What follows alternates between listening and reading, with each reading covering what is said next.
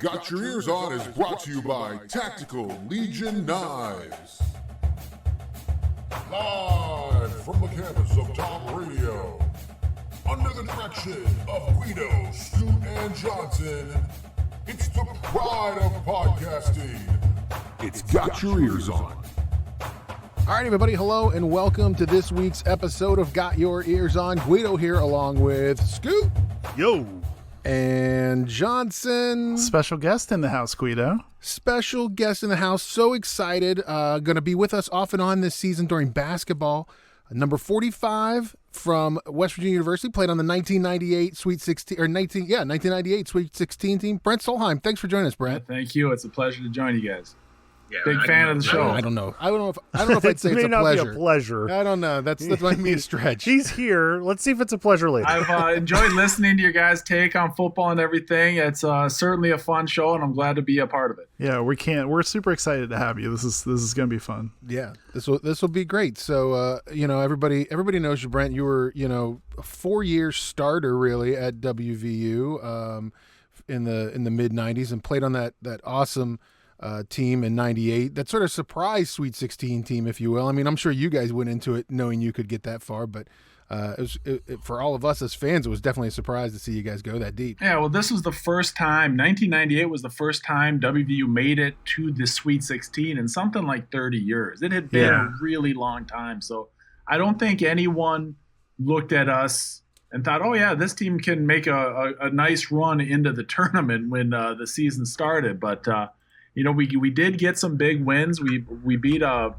believe they were number 6 rated UConn team at home, and we had some other really big wins that year. And it was fun. It was a great run. It was only three games in, but my goodness, that was definitely the highlight of my college career. Brent, how? Let me ask really quick. I'm trying to remember how many seasons of Big East play did you get in before you graduated? You're so early. Your first season, we were still A10, right? You're right. So the first season we played in the Atlantic 10, and my sophomore year was the first year that WVU joined the Big East. Okay. And that first season, your freshman season, and were you a true freshman or did you redshirt again? No, I was a true freshman. I came in, and West Virginia was rebuilding that year. They had a senior dominant team the year before, and it was pretty much wide open. I want to say we had 6 guys who had never played college basketball before my freshman year. And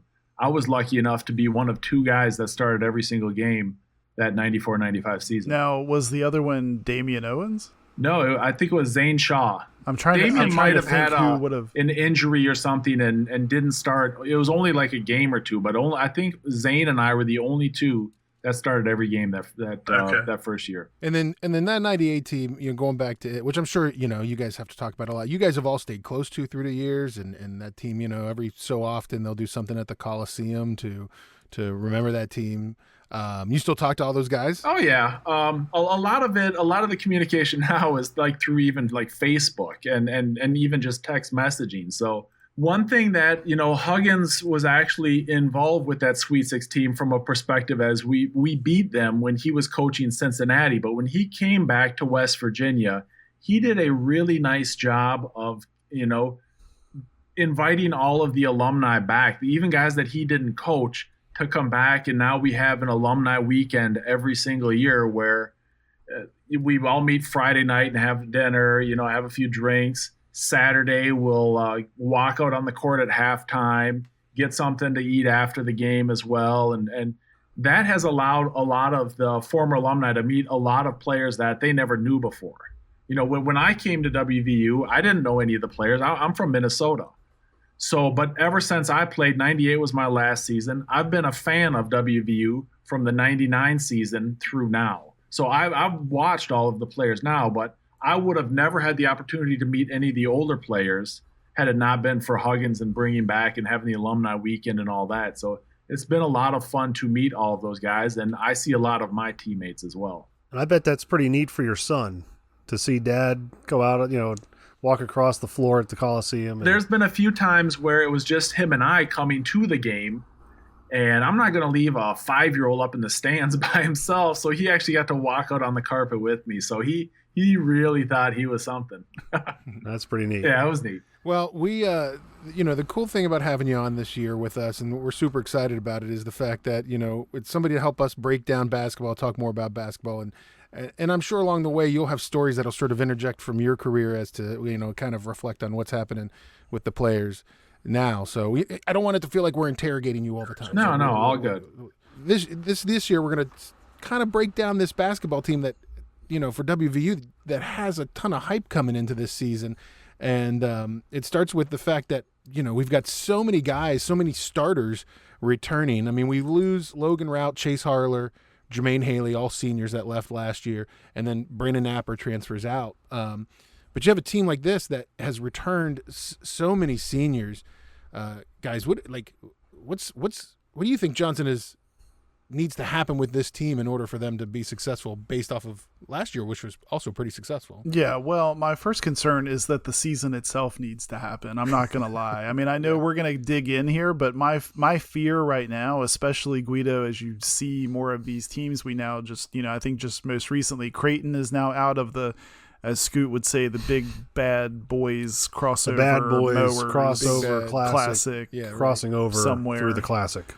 So it's like I'm starting to just get worried that is this tournament even gonna happen? I think it was interesting earlier this week that I think Shane Lyons in the athletic department actually doubled down. I think Hugs was even in on that too, saying no, we're definitely participating. And the tone now, it's interesting that the tone now has been like, well, it went from there's going to be some heavy hitters to really get a sense of, talent wise, performance wise, how we're faring. And now we're kind of like the big, or at least I feel like we're now kind of the big dog, the big name in the tournament. So that's maybe a little bit different. And I think the interesting thing about it, looking at, they actually did a little bit of, I actually saw a little article online about it. So this tournament, this place they're playing, the Stanford Pentagon, The whatever Pentagon, it's called, yeah. it's like literally out in the middle of nowhere. It's in the middle of a cornfield. And like, I'm not exaggerating. Like there is like cornfield, and then there's a stadium. So you feel like they're well insulated from COVID. Not only that, yeah, but the hotel that they're staying at, like you can throw a rock from the stadium and hit it. So and it's right next to the airport. So I feel like, okay, West Virginia is looking at it as, all right, this is super kind of bubbleized. So should be able to control the environment type of thing. But I'm with you. I mean, Scooty, and we kind of were talking about this earlier. It's like now we've gone from, we were playing Duke and we had Ohio State and we had Texas A&M and Creighton. I guess if I have an issue, my biggest concern is, let's say we play some games. I don't want us to have a great season and then people to think, well, we need to put an asterisk with the 2021 season because we may have had to reschedule a game or a game gets canceled, or because I think we're going to have some of that. Right. So that's my big concern, is that I think it will cheapen how good this team actually is. And I don't want that to happen because I do think it's a what looks to be a pretty deep team. Well, and Brent, do you think, like we've been talking early on leading up to this, like I think originally the guys were supposed to head to the Bahamas and play, the Battle of Atlantis. Yeah, right. So, and they were going to play some, Duke. I think, who else was originally in, guys? Ohio State was in there. Mm-hmm. So, what do you, I don't know if you have, I remember, you guys traveling to like Puerto Rico and stuff, for tournaments, I guess. Do you think the motivation is still there when suddenly... are you excited to go to South Dakota? Seriously? Honestly, these guys, I would expect them to be not as excited. I mean, you're originally going to the Battle of Atlantis and you're playing Duke, you're playing Ohio State. I mean, if you come out of there with winning the tournament, man, you have a ton of momentum and you are already on the national stage. Now, if you go out to, like, we went to the San Juan Shootout in '98, and one of the games was against Puerto Rico Mayaguez. And Coach got on us about them that said that their players weren't even there for basketball. They were there for engineering. So, anyway, so these guys are now going out to South Dakota. Let's say they beat the Jackrabbits and they beat a couple other mid-major teams. They walk away with that title. How much momentum does that really give us? probably not that much. Yeah, or not nearly what it would have. Yeah. Well, I made a bold statement saying that had we won the Battle for Atlantis with all of the original teams, I think we're preseason 15. I think we are flirting between 5 and 10, I think, after that tournament win, if we were to win the tournament. So let me ask you this.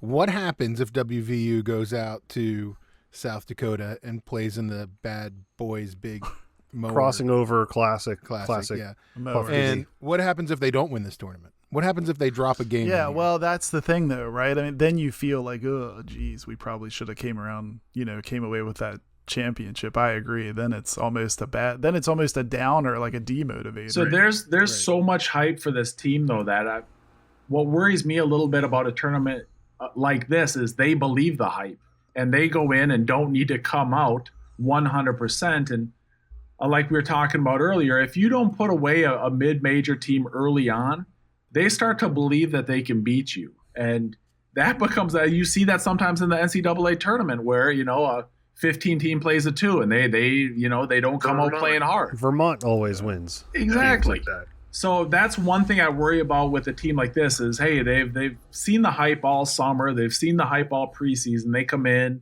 and they're going to walk all over everyone. And that does not happen with a mid-major team that especially is playing a Power 5 team. And it's might be their biggest game of their season. So they're going to come in playing like it's the national title game. And if we're not up for it, I could see us taking an L. Yeah. And I think, Guido, maybe to answer your question too, I think coming in, we've heard about some big improvements from some players. I think we've got expectations, obviously, for Oscar, but we've also been hearing, chirping about like Culver being really the leader. And then people like Taz Sherman and I think, who is it? McNeil. Josh. Yeah. Well, Josh likes to call him Shot Robot, which I like. We've heard a lot of good things about improved shooting. So in my mind, I guess to answer your question, one of the things I'm anxious to see is, has that outside shooting really improved? I would love that to be the case. One thing about shooters coming off of the bench that I've seen, when you come off the bench, you're cold. It's tough to get right into the game and just start knocking down threes. You got to run up and down the court a little bit. You got to get a break of sweat. And it's tough for shooters to come out, immediately hit shots, or go back to the bench if you're relieving someone for a couple minutes. So if you got guys like Sean McNeil and Taz Sherman that are getting more minutes this year, I expect their field goal percentage to go up significantly. Yeah, I mean, I agree, and I think it'll also be interesting this year. So one of the things off of last year's team and losing the fact that we had Jermaine Haley, who I know wasn't standout and always a starter, but he led the team last year in shot percentage. So it's one of those things where you lose a guy who made his shots when he needed to make his shots. We got to make sure that we got somebody picking those up. Yeah, no doubt. And I think too, that's funny to hear you say that, because it was an interesting year for Haley because he didn't always start, but he was largely, he might even come in and still lead in points, especially points off the bench. So that's interesting to see how we shuffle guys around this year and kind of make up for some of that play. He was such an interesting guy in that he was 6'7", and as a point guard, he's a tough matchup, I think. Yeah, for sure. Well, it'll be interesting. And then, so what do we think about the new guys that we're going to see this year? I mean, the names that we're hearing a lot of, the Jalen Bridges, the Isaiah Cottrells, the Kedrian Johnsons, those three guys, I think are going to see more time on the court. And how do they fit into this team, this year? Hey, that's a good question, because, these guys that are coming in, they have to take time from somebody. So whose time do they take? Isaiah Cottrell, okay? He's 6'10". He's a freshman, 240, big body. What, is he going to take half of Oscar's time? I don't think so. Right. So you got, if Culver, sometimes he gets in the doghouse, now we can substitute Isaiah in for him if he does. But, Culver and Oscar are so, so much potential. They're so good. If they're on their game, I don't know how much time Cottrell takes from them. Do you think maybe he hurts Gabe Osaboyan's time, Cottrell? If he hurt anyone's time, that's who I would think that's where we'd see some of his time. Gabe is 6'7". Gabe kind of reminds me of a Cam Thurman. Yeah, I think that's fair. I think that's fair. But Isaiah is such he's 3 inches taller. At times, Gabe can be undersized inside, but he plays hard. He's a decent athlete.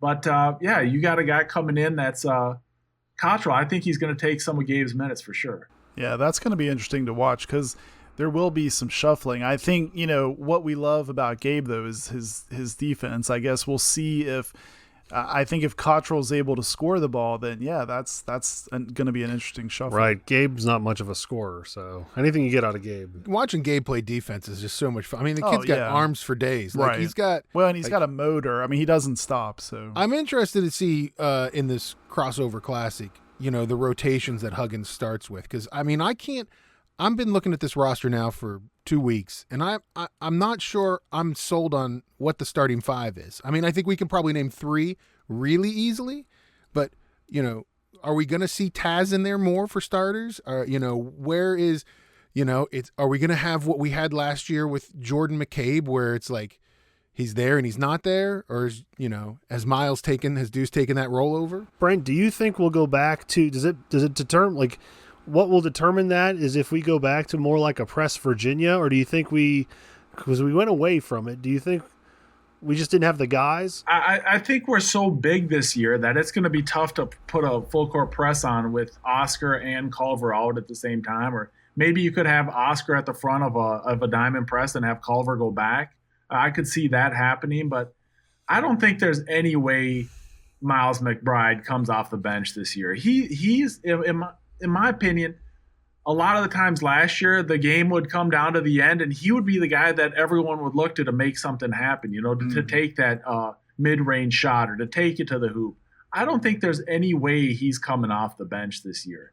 So I don't think it's a matter of press Virginia versus drop back. I think it's Miles McBride, in my opinion, was so dominant at times last year, and with a full season under his belt and a full offseason of work, I don't think he's coming off the bench, and I think he's going to get as many minutes as anyone does. Yeah, I totally agree with that. If what we've been hearing, lives up to the rumors, live up to the truth, I don't know how you're going to get him off the court. He seems like someone that's going to get a bulk of the minutes at the guards. I guess it'll be interesting to see, like back to Guido's question, is between Sherman and Shot Robot, who do we think is playing a lot of the 2? I think you've got to say McBride's probably man in the 1 in most cases, right? Oh yeah. I think if Jordan comes in and Miles is in at the same time, I think you might see Miles at a 2 spot. But okay. I think Miles is bringing the ball up the court, and McNeil or Taz, that's a dogfight to see who gets the Lions' amount of points, and it may be. They can both at times be streaky shooters. So it might be, they might rotate time starting depending on who's got the hot hand during the season. It's so hard to judge there. And then what do you think about, I think Emmett Matthews, of course, is the 3, but do you see Jalen Bridges maybe sliding in when he's out? That's another tough one. So, I definitely would lean towards Matthews starting. Jalen Bridges, it's tough to come in as a freshman and start over someone who's, Emmett Matthews at times is phenomenal, and other times, he's a ghost. Yeah, he's a ghost. So Jalen Bridges, when Matthews starts becoming, invisible on the court, I think we'll have Bridges come in and substitute for him. And Bridges is the guy that I'm most excited about watching this year to see. He's from Fairmont, the same town I live in right now, and I got to see him play some in high school, and I'm really excited to see what he can do out there in the Big 12. I'm not sure if you know this. I was going to say Guido played side by side Jalen's dad. Uh-huh. So we're thinking that maybe Jalen's dad showed some old videos of Guido kind of showing Jalen how to play. That's a good possibility. Or how to pull up to a table. One of the 2. Well, Guido, what do you think? So we're obviously talking about this kickoff tournament, and we'll obviously be talking about this week to week with Brent too on basketball previews. But I mean, Ken Palm pretty much packed is the top 10 with the Big 12 conference. I mean, I think 4 of the top 9 were five of the top 10. Okay. 5 teams in the Big 12 are in Ken Palm's top 10. I mean, that's now, crazy. You know, say what you want. If you look at the AP poll, it's completely different. I mean, we have 5 in the top 20 in the AP poll. Okay. But Ken Palm is, you know, it's all stats, numbers. It's for you and me, Johnson. It's geeky stuff. Yeah, I mean, when I saw that, I just was like, wow, talk about an eyebrow raise. I mean, it's going to be a battle to say the least in this conference. Well, and I think that's what makes it, and I mean, this is a typical WVU fan comment right here, but that's what makes it so frustrating in some ways, because this is a phenomenal team WVU has this year, and Baylor, I mean, Kansas always has a team that they've given free shoes to, but Baylor and Kansas and Texas Tech all have really good teams this year in the Big 12. Right. So I think it makes it, you know, that even more, gives me a little more agita than normal, just because we have such a good team. I think I saw Kansas top returning scorer average 9 points per game last year. Yet they're predicted in the top, you know, they're projected to start in the top 5. Third? Yeah, right. Yeah, it's ridiculous. Marcus Garrett, who is, I guess, the National Defensive Player of the Year. Right, yep. I think he's the returning scorer with the most points, with 9.9 or something. Yeah. That's crazy to me that they would even project them to be, I mean, they're going to have to score points somewhere.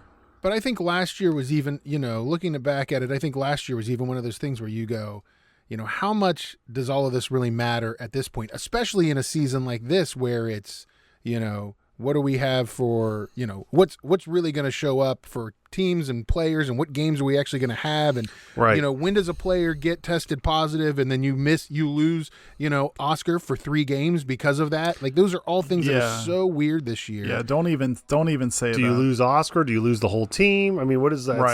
Right. Yeah. Then you have contact tracing and the whole 9 yards. Yeah.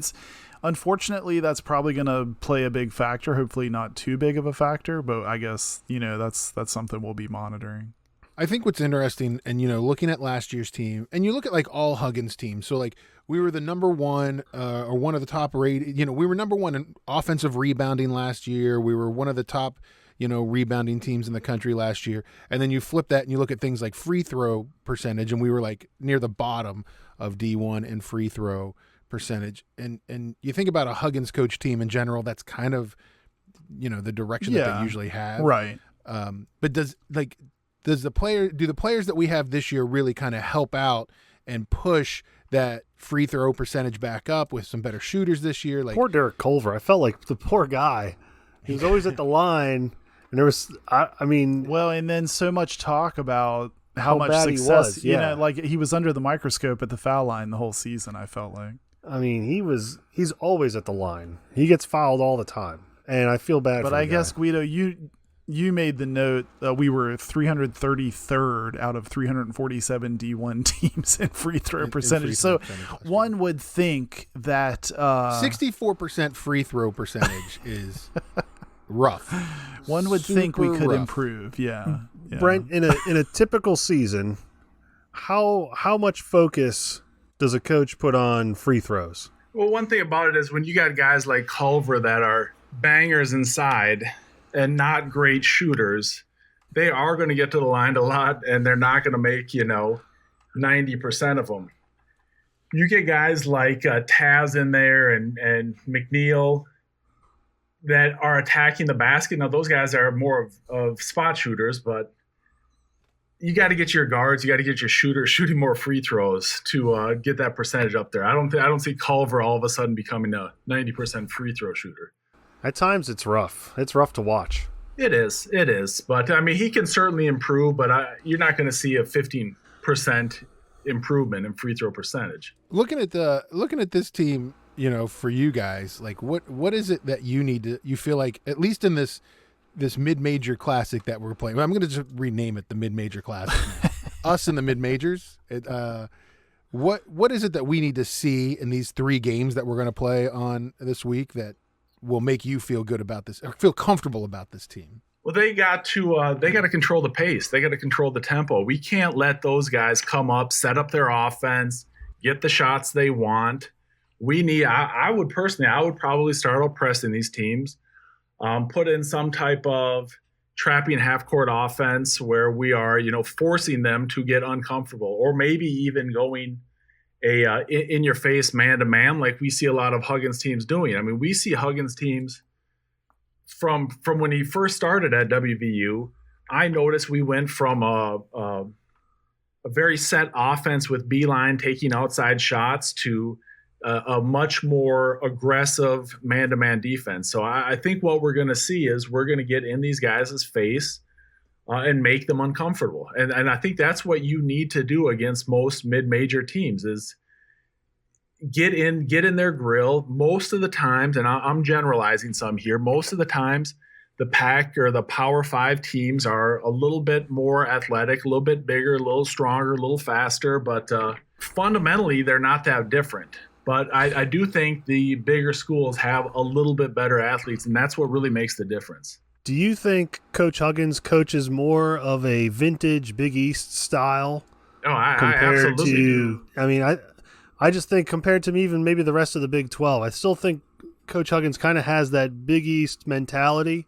A couple of big men, throw it to the big man and let him do some work. I absolutely agree with that. And Huggins teams, he kind of gets a rap as coaching overly aggressive teams. And that's the kind of basketball I really like to see. And sometimes it comes down to the officiating where if they're allowing a little bit of that contact, we have a massive advantage. But if they're calling every little touch foul, that gives an advantage possibly to the other team. So I've always enjoyed watching Huggins teams play and that style of play. And I would have loved to have played that same style back, in 1998, where we did have some more physical play. But I love Hugs as a coach, and you'll never hear me say anything bad about him. But it is an old school Big East style of basketball, and that's just what I enjoy watching. Yeah, and I think too, Guido, for me, like to kind of follow on what Brent's saying, because of that, I think.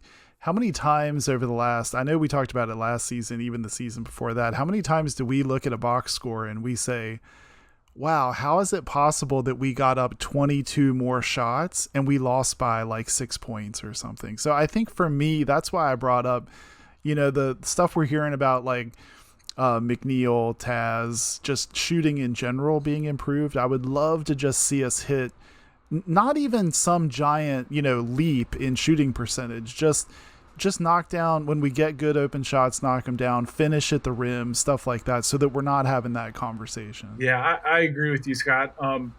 If you look at our 3-point percentage from last year, Taz led it with 33.3%. So he's making 1 out of every 3 shots.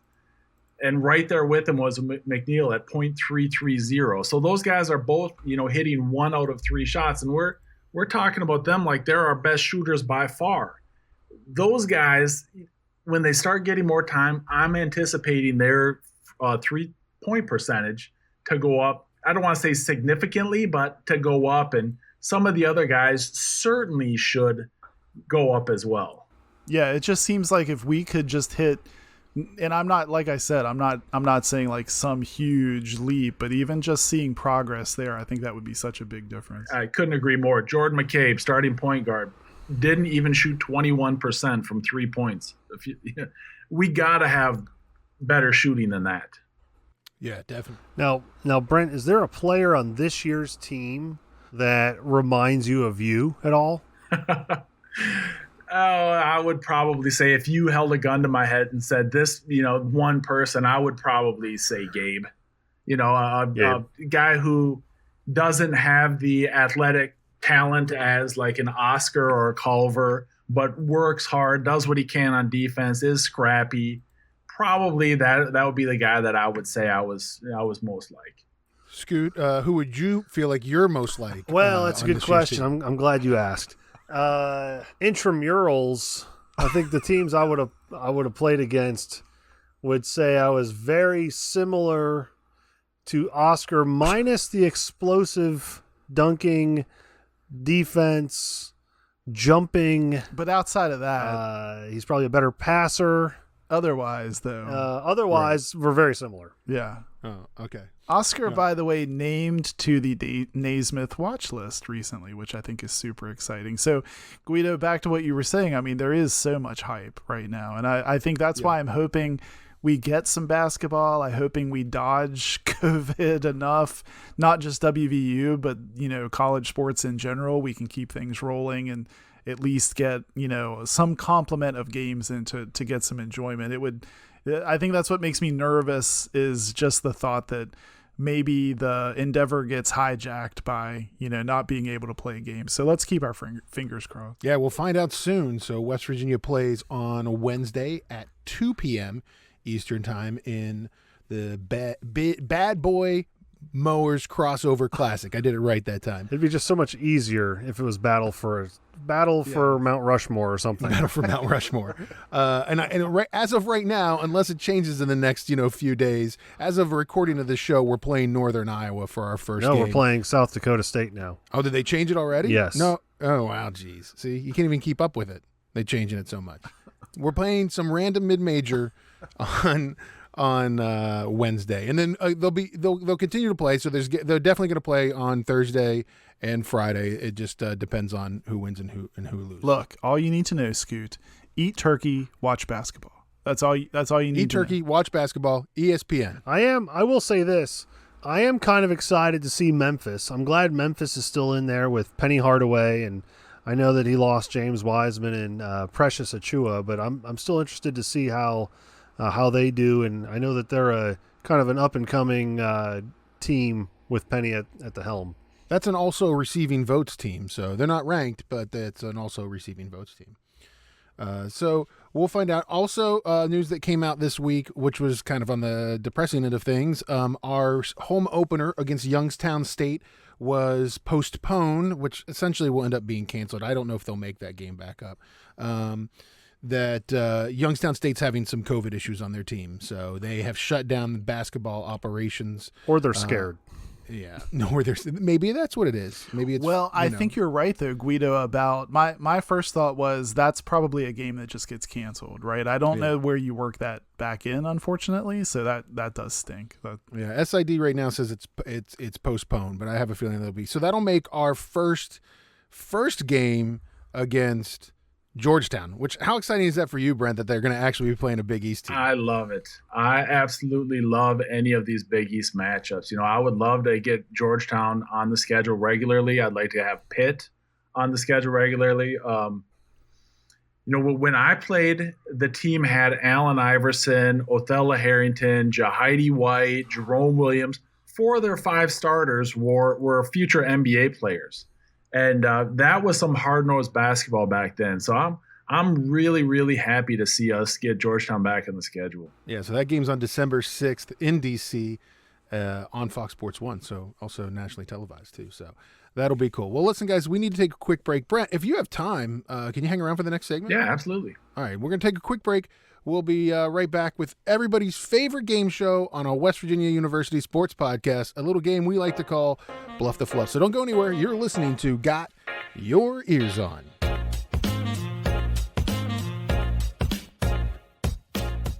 Vortec Knives is a West Virginia owned and operated company specializing in high quality steel, fast opening, everyday carrying knives.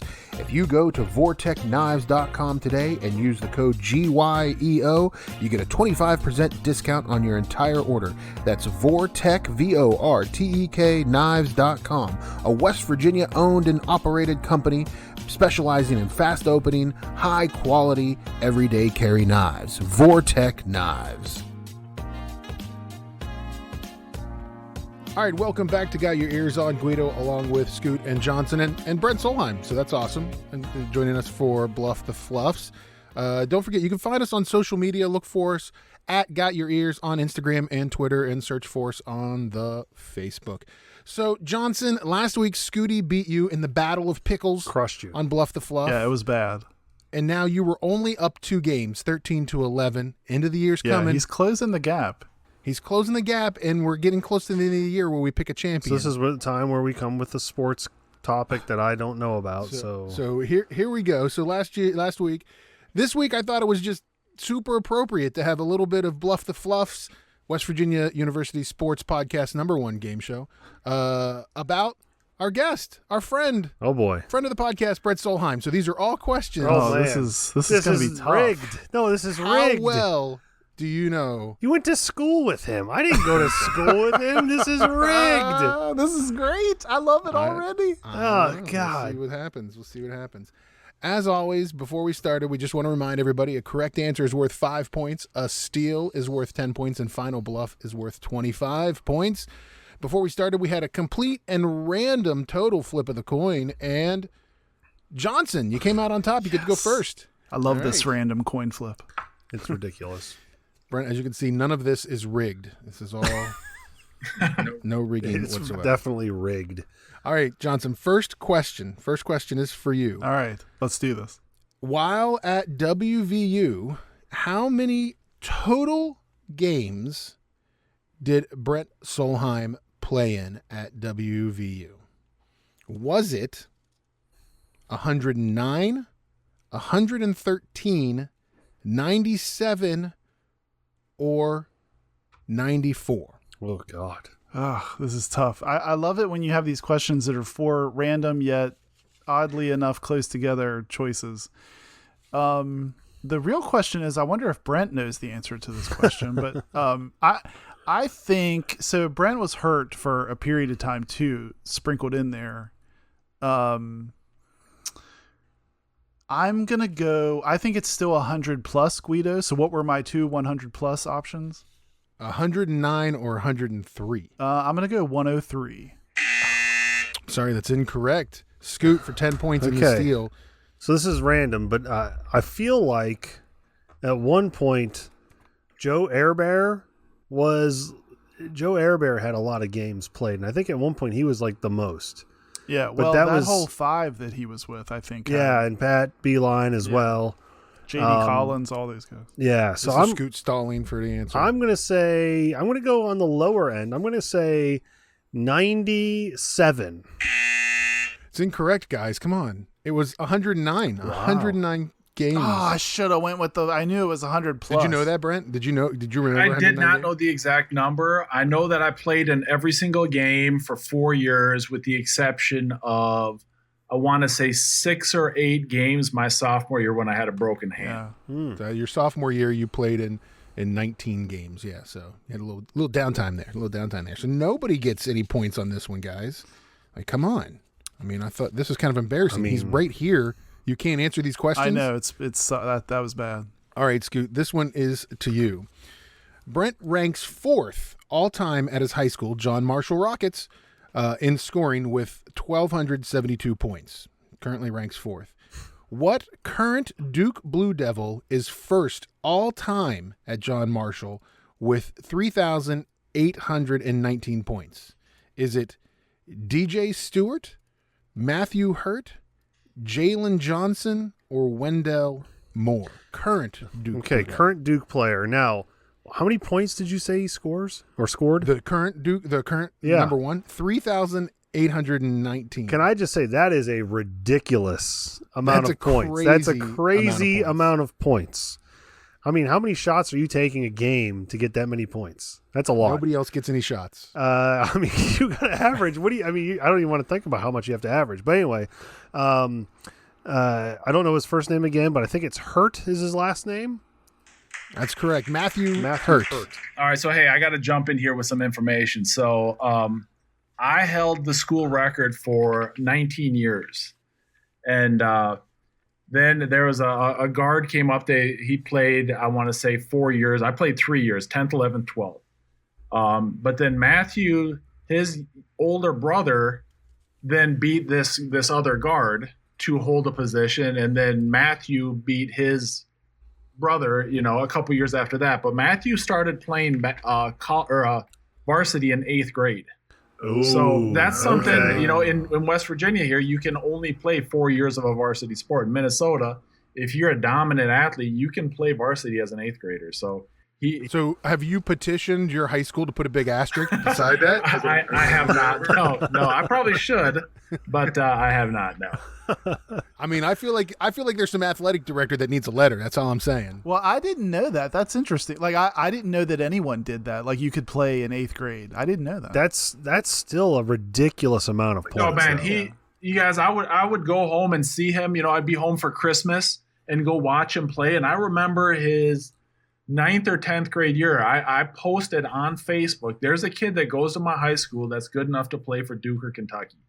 And, you know, a couple people DM'd me. I'm friends with some other college coaches in the SEC, and they're like, hey, who are you talking about? And then he did eventually end up going to Duke. So a little funny story there. That's crazy. Yeah, that is crazy. All right, Scoot gets the question right and takes a 5-0 lead over you, Johnson. And this next question is back to you. While in high school, I don't know if you know this, Brent was also a punter on his high school football team. What was his punt average his senior year at John Marshall? This is ridiculous that you have these stats. Where are you getting these stats? That's what I want to know. Listen, man, you can find anything on the internet. You look hard enough. Was it 39 yards, 44 yards, 49 yards, or 37 yards? Average. Season average. God, this is tough. I'm going to go his senior year. I'm going to go 44 yards. That's correct. It's also that 44 yards, Brent. I don't know if you know this. Third, he ranks third all time for a season average in Minnesota high school football with that 44 yards. I did not. I remember 44-1 was my average. I did not know that was third all time, but I was first team AP All-State punter. No, I can't believe you found that online.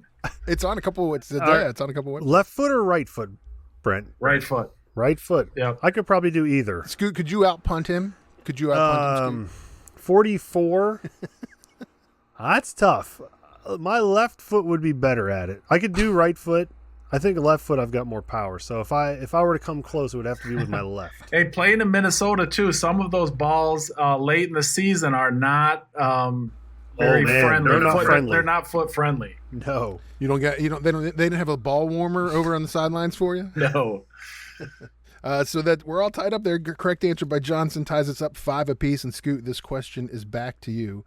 While playing Florida State in the 97 NIT quarterfinal, Brent was called with an intentional foul against the future Washington Wizard and Dallas Maverick player. Who was that player? Was it James Collins, Randall Jackson, Bob Sura, or Charlie Ward? That's a good question. I don't know if I know the answer to that. Who are the first 3? Randall Jackson, James Collins, and Bob Sura. I'm going to go with Randall Jackson. That's correct answer. And I the moment I asked that question, I knew that Brent remembered that intentional foul. So. Yeah, I actually do. I had 2 intentional fouls in all of college, and thank you for reminding me of that one. I apologize. No, all good. 2 that I remember. Okay. You weren't happy about that call, I guess is what you're saying. No, I think it might have been a breakaway, and I think it might have been like one that either sealed the game or it was already over at that point. I think if I remember correctly, I'd have to go back. I think you had a good game that game. I honestly don't remember. I think you did. That's one of the games that I do not remember. All right, so Scoot wins, gets the correct answer. He's up 10-5 over Johnson. Johnson, this next question is back to you. During his freshman season, how many games did Brent start at WVU? Was it 3, 15, 22, or 26? Again, this is tough. I'm gonna go with 15 games. No, that's incorrect. Not his freshman season. Scoot, back to you for the 10 points in the steal. Was it 3, 26, or 22? I'm going to say it's on the high end. I'm going to venture to guess. I'm trying to think in a typical season. I'm going to say 26. That's correct. 26, all of them. Every single one of them he started that year. 26, That's 10 points for you, Scoot, on the steal, and you now. I think I know him better 5. than you, Johnson. I'm so distraught right now. I'm trying not to think about I'm it. just saying it's kind of embarrassing for you. This was in your wheelhouse, son. It should be, yes. Yeah. Oh, that's all we need is more confidence for Scoot. Yeah. Yes. All right, Scoot. Good steal. And this next question is back to you. All right. During his career at WVU, what did Brent have more of total? All right. Did he have more blocks, steals, 3-pointers, or free throw percentage? What was a higher total number? I'm gonna say blocks. Sorry, that's incorrect. It is not blocks. Johnson, for 10 points and the steal, is it steals, 3-pointers, or free throw percentage? Career. During his career. Yeah. Yeah, I'm going to go free throw percentage. That's incorrect. It's actually steals. Had more steals during his career than free throw percentage or blocks. I've got it according to... How many steals did Brent have? According to sportsreference.com, total steals, 79. Oh, okay. Total blocks, 64. All right. I pegged him for not as many steals. Brent, did you think... When he said free throw percentage, what did you think? I thought for sure it was not steals. I would have picked steals as my last. Mr. Greedy. Obviously, I don't know my stats that well. I know when I graduated, I was 10th all time in block shots, which now is, way lower since then. But I would not have gotten that question. That would actually be the first one I would not have gotten right. You're here's a couple of little stats. We should have done this early off. You're 5th all time in field goal percentage. Yep. In there, and you're 19th right now all time in blocks. Okay. Now they grow them like 7 foot all over the place. Yes, they do. All right. So going into final bluff here, guys. Scoot, you have a lead over Johnson, 25-5. We're always at this winner take all situation here, guys, and so 25 points gets you the right answer on this one. As we always do, guys, we'd like to have you have your own buzzer. Scoot, what's your buzzer this week? Clank. Clank, off the rim. All right. Johnson, what do you got for a buzzer this week? 98. 98. Thinking about that Sweet 16 team. All right, here we go, guys. Final question, final bluff for the win. Brent famously also tried to be a punter for WVU in the 98 with the 98 football team, but it didn't work out. What future XFL NFL kicker did the punting for the 1998 WVU football team? Was it Mike Vanderjack, Jay Taylor, Todd James, or Mark Fazzolari? Clank. All right, Scoot. You think you got this? I'm gonna go Mike Vanderjack. Sorry, that's incorrect. Johnson for 25 points and the win. Was it Jay Taylor, Todd James, or Mark Fazzolari? I'm trying to think so hard of time.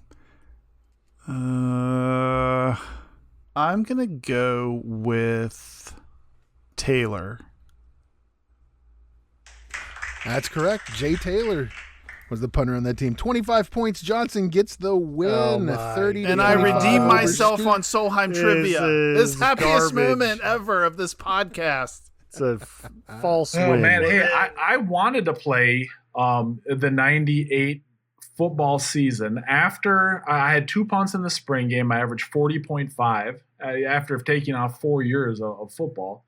But I told I was going to tell Nealon that I wanted to play tight end. I wanted to see if I could, I'd have to put on some weight, in 4 or 5 months, whatever, and I would end up backing up Anthony Beck. Of course, I'm not going to beat him out of his position, but he said that I was welcome to play football in the fall, but I would have to pay for my own school.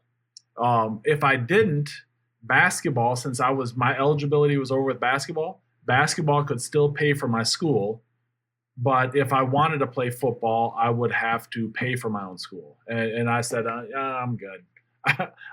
But it's just funny that I felt like, hey, I'll earn it by playing in the fall. But they're like, no, you can't, because other schools would bring people in under different teams and then have them play or whatever. So I was just like, okay. Okay. Thank you for the opportunity, but I'm going to continue to go to school for free. You could have been the next Antonio Gates. Yeah, I doubt that. But I did have the opportunity. I could have played, but I would have just had to pay for my own school that fall, and I wasn't going to do that. Well, that's crazy. I'm a little ticked that I lost. Not going to lie.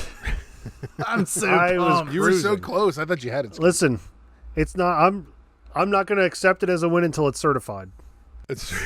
I need this win to be certified before I accept it as a win. We'll get it up and make sure we get it certified. Can we get somebody to tally the points again for me, please? Congratulations, Johnson. Yes. You now have stressed your lead back over Scoot 14 games to 11, but there's still time left, Scoot. Don't fret. My most proud BTF win ever in the books, Scoot. Oh, my God. Weakest, maybe. Brent, thank you so much, man. It was awesome having you on this week. Hey, thank you, guys. I really enjoyed it. Thanks a lot for inviting me. Yeah, we'll have you back a couple times this season, talk about some basketball and hear what's going on. So, well, listen, everybody, we take a break. We're going to come back and talk a little bit about this week's WVU football matchup against Oklahoma. Don't go anywhere. You're listening to Got Your Eers On.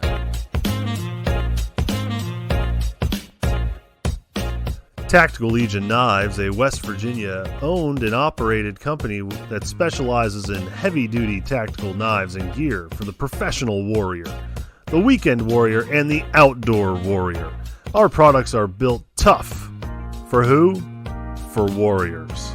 Hey Mountaineer fans, make sure you go on Amazon and search Tactical Legion Knives, and when you do, make sure you put in the promo code 25TOBRADIO for Tob Radio. You'll get 25% off on Tactical Legion Knives.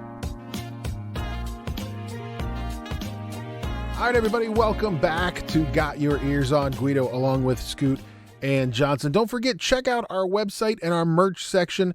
All you got to do is go to gotyourearson.com. Johnson, it's sort of like the hub of everything for us. Yeah, and the links are all there. So we always put the latest blog post that has all the links to the stuff we talk about. And then on the show page, you can find the links to the merch store. So get in there and check off your Christmas list. And then you can listen. Last but not least, the link to the latest show is right there in the sidebar. So check it out. Guys, super awesome having Brent on this week and excited that he's going to be on off and on throughout the season. It's going to be a good time. Yeah, super excited. That was great. I think that I think that it's going to be good for us, and I think it'll be good for our listeners just to hear. Yeah, that perspective of somebody who's a little bit more in touch with the program. Yeah, for sure. Well, I guess basketball stuff aside, we've talked nothing but basketball for the last 45, 50 minutes. Let's finish it up with a little bit of football talk. West Virginia is playing Oklahoma Saturday night, 7:30 ABC primetime game, guys. Yeah, and so in normal circumstances, I would be going nuts. A primetime night game in Morgantown. It's a little disappointing that we're going to be, sub capacity, but I'm still pumped. I'm still excited, and a really cool, what I think a cool opportunity for Coach Brown to get kind of a statement, build on win Saturday night. Scoot, ABC, is that Herb Street? Is Herb Street coming to Morgantown? I don't know. I think had we not lost to Texas Tech, maybe Herbie and the fellas Fowler and the crew come to see that game. I don't know. I mean, I think it's amazing, a night game, primetime, Thanksgiving weekend. I mean, it's all the right things except for the fact that it's only 15,000 people in the stands. Yeah. And, Oklahoma's picked by 10.5 points right now. The over-under is 55. So, I mean, everything is skewing Oklahoma's way. And as Scoot predicted, I feel like we could spend the next hour talking about Spencer Rattler, because that's about all that happened on Saturday with Spencer Rattler. That's all we're going to hear. Yeah. Well, and I think how us is it that if you watched this Oklahoma team early in the season, let's say you watched the first 2 or 3 games of Oklahoma, then I would say that you don't really know the Oklahoma team that we'll be seeing Saturday night. I think they've gotten some players back. I think they're hitting on all cylinders. I think if you watched, even just speaking of Spencer Rattler, if you watched him maybe in his first 1 or 2 games manning the offense, if you then compare that to maybe the last 2 games, I think even with him alone, you see growth of a brand new quarterback. I think he's only a freshman, right? So he's grown leaps and bounds as well. So, and I also think their defense is playing a lot better, Guido. I watch, if you had the opportunity to watch them play Oklahoma State this past Saturday, it didn't take you even a series. It took me maybe 2 plays of watching Oklahoma State on offense to realize one thing, Scoot, for sure. Their offensive line was totally overmatched. And Oklahoma's defense they're confident, they're cocky, they're in your face, they're aggressive. So I think really on both sides of the ball, Oklahoma's coming in. I know people are probably looking at their record 5-2, but they're coming in as a top 10 team. I'm sorry. I mean, they just are. Yeah, I'm not excited to really see them per se, I guess. I guess I can make one prediction that the schooner shall not topple this coming Saturday. Not this week. It was funny you say that, because during the broadcast against Oklahoma State, they kept mentioning about how it was a new schooner this year and how they've shortened the wheelbase and done all these things so it doesn't turn over. It was like a Honda commercial. Yeah, it was like a Honda commercial. But Johnson, I think you hit it like right on the nose. One of the biggest things for Oklahoma that we've seen in the last 3 games for Oklahoma is Ramondre Stevenson is back. After not playing those first couple of games, is and back. Guido, he looks like a beast. He is a beast. He's averaging 6 yards a carry. More, I think he's averaging well over 100 yards per game since he's been back. So I think that's a big thing. And I think the interesting stat to come out of this weekend, or going into this weekend, I should say, for WVU is Oklahoma is the 8th number rated passing offense in the NCAA. WVU number 1 passing defense in NCAA. So it's going to be a lot of offense defense talk, and again, it's the same thing we've been saying every game, and it's frustrating to say it, but can our offense, WVU's offense, keep up with what WVU's defense allows them to do, which is probably going to be stopping Oklahoma from scoring. We have to be able to keep up with the scoring that they do allow. Yeah, well, you just beat me to the punch, because I think, can't you see, Scoot, this being another 50 pass attempt game for Jarrett Dagey if that offensive line can't get Letty going? That's my fear, is that you made the comment, the last couple weeks, when Letty can't get going, then you're into this like quick slants, bubble screens, trying to get guys out in space, and then you look up at the box score and Deggy's got 50 plus passing attempts. And Scoot's not excited about any of them. No, I don't want to rely on his passing to help us win a game. That scares me, to be honest. I just think you can see that, right, Guido? Because that becomes your running game if you can't get a push. Now, look, hopefully I'm wrong. Hopefully they prove me wrong. And I'm not saying I think that's what's going to happen necessarily, but I think right off the bat, watching them play Saturday night, and maybe it's Bedlam, maybe it's a rivalry game, their defense may be a little amped up, but they were super aggressive, and that was my thought watching this game is, hopefully WVU's offensive line can rise to the challenge and handle this and still get a push for Letty to find some room to run. Otherwise, that's going to be tough. That's going to be putting the defense right back on the field, I'm afraid. Well, this is one of those times that, and again, this is twice I've done this in this show. I've agreed with Scooty. This is one of those times where I hate that. You guys know I hate that. I actually might be with Scooty on this. Like, I think WVU has to come out. They have to be. It's a primetime game. I know there's not going to be fans in the stands, or there are going to be, but only a short amount of fans. They've got to come out. There has to be energy. It has to be exciting, because if it's not, I think Oklahoma just walks all over them. I'm curious to see what kind of swagger Spencer Rattler comes out with. I mean, he's a pretty confident kid. I mean, I think he was QB1. He was on the show QB1. He's highly touted. I'm interested to see what kind of swagger he has and whether or not WVU's defensive line and or Tony Fields and the linebackers can maybe knock him down a peg. I think if we can knock him down a peg in the first quarter, we have a chance of keeping the game fairly close and competitive. If he comes out guns blazing and they're scoring touchdowns on the first 2 times they have the ball, we're going to have a tough time. Well, I think I'm excited for it. I'm not going to lie, because I love our defense. I think we have playmakers on defense galore. I think they'll be pumped and they'll rise to the occasion. I think Tyke Smith, Adai, I think these guys in our secondary are going to lock on these Oklahoma receivers and make it tough for Spencer Rattler. What I worry about, to be honest, and especially again, having watched their game Saturday night against Oklahoma State, Spencer Rattler can and will run the ball, and he's super mobile. And I think that's going to be something that, Tony Fields and people are probably going to be spying, I'm sure. But that if I had to like peg something that I'm a little bit worried about is more his feet and his mobility than it is really him bombing passes down the field. I think our secondary can meet the challenge.